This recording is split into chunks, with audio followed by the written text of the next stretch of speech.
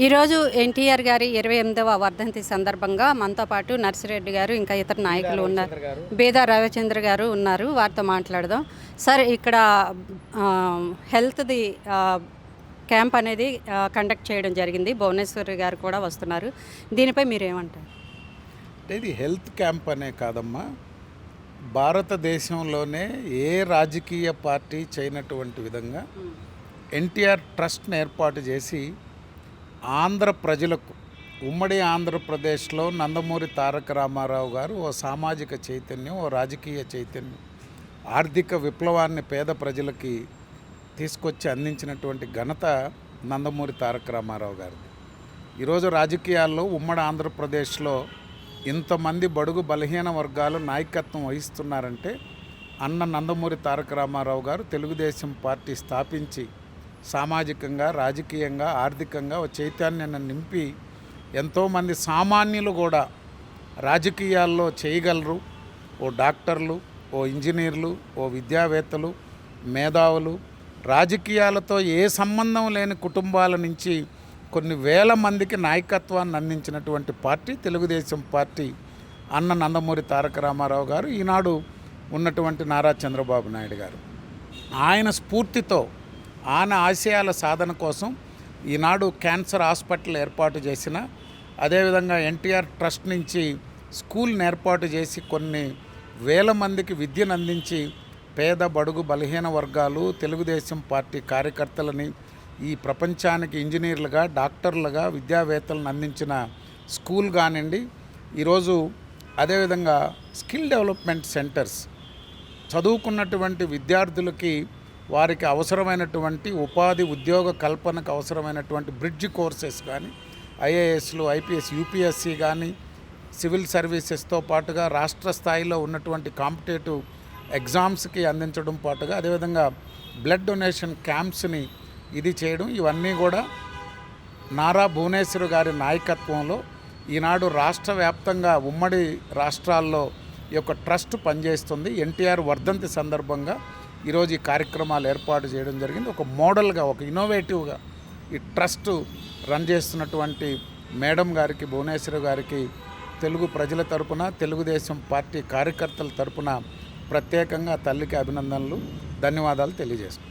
అంటే ఇక్కడ తెలుగుదేశం లేదు కాబట్టి, అంటే పోటీ చేయలేదు ఈసారి ఎలక్షన్లో, మరి పార్లమెంటు ఎలక్షన్కి ఎలా ప్రిపేర్ అవుతున్నారు? అంటే ఆనాటి పరిస్థితులను బట్టి పార్టీ నిర్ణయం తీసుకోవడం జరిగింది. మొన్న అసెంబ్లీ ఎన్నికల్లో త్వరలోనే అటు ఆంధ్రప్రదేశ్, ఇటు తెలంగాణలో కూడా తెలుగుదేశం పార్టీ ఒక కార్యాచరణ రూపొందిస్తాం. పార్టీ త్వరలోనే ఒక నిర్ణయం తీసుకుంటుందని తెలియజేస్తాం. అంటే స్కిల్ కేసులో కూడా ఎటు తేలని సందిగ్ధత నెలకొని ఉంది. అయితే స్కిల్ కేసు వెనకాల ఈ కేసు సాగదీతకి బీజేపీ హస్తం ఉందన్న వ్యాఖ్యలు కూడా వినిపిస్తున్నాయి. మీరేమంటారు? అంటే ఇక్కడ జ్యుడిషియరీ గురించి ప్రస్తుతం మాట్లాడడం కరెక్ట్ కాదని చెప్పి దాని మీద మేము కామెంట్ చేయదలుచుకోలేదు. ఎందుకంటే 17A గురించి కూడా ఒక జడ్జి తీర్పులో స్పష్టంగా చెప్పడం జరిగింది. మరొకరు దాన్ని డిఫర్ కావడం జరిగింది. ఎందుకంటే గతంలో ఆ జడ్జి ఇతర కేసుల్లో కొన్ని తీర్పులు ఇచ్చినటువంటి పరిస్థితుల్లో దీన్ని త్రిసభ్య ధర్మాసనానికి రెఫర్ చేయడం జరిగింది. తప్పకుండా చంద్రబాబు నాయుడు గారి మీద పెట్టింది అక్రమ కేసులే, ఎన్నికల కేసులే. కేవలం తెలుగుదేశం పార్టీ గెలుపును అడ్డుకునే దానికి తప్పితే అది స్కిల్ కేసా, ఫైబర్ నెట్ కేసా, లేకపోతే ఇన్నర్ రింగ్ రోడ్డు కేసా, ఎన్ని కేసులు పెట్టినా తెలుగుదేశం పార్టీ విజయం సాధించబోతుంది. చంద్రబాబు నాయుడు గారు ఏంటి అనేది ఈ ప్రపంచానికి, దేశంలో ప్రతి ఒక్కరికి తెలుసు. చంద్రబాబు నాయుడు ఒక నిజాయితీతో, నిబద్ధతతో తెలుగు రాష్ట్రాల్లో పరిపాలన ఏ విధంగా అందించాడనేటువంటిది ఇవన్నీ కూడా కాలక్రమేణా కొట్టేయబడతాయి తప్పితే ఏ కేసులో కూడా ఎటువంటి విషయం లేదు, ఎటువంటి ఆధారాలు లేవు. నిరాధారమైన ఆరోపణలతో ప్రభుత్వంలో ఉన్నామనేటువంటి దీంతో చేయడం తప్పితే ఎటువంటి ఆధారాలు లేవు.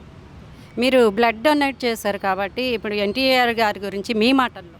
స్వర్గీయ నందమూరి తారక రామారావు గారి 28వ వర్ధంతి కార్యక్రమాన్ని పెద్ద ఎత్తున Telugu Desam party and NTR memorial trust సంయుక్తంగా నిర్వహించడం చాలా ఆనందంగా ఉంది. ఇలా మెడికల్ క్యాంపులు, హెల్త్ క్యాంపులు, రక్తదాన శిబిరాలతో పాటు అనేక దుప్పట్ల కంపెనీ కార్యక్రమాలు చేపడుతున్నారు.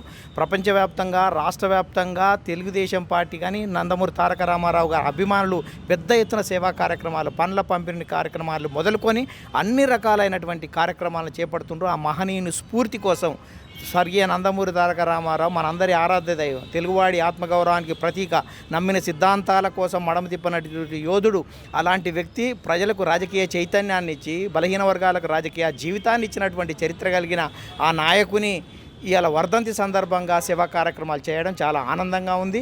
ఇలా బ్లడ్ డొనేషన్ కార్యక్రమం, బ్లడ్ ఇతరులకు ఉపయోగపడుతుంది.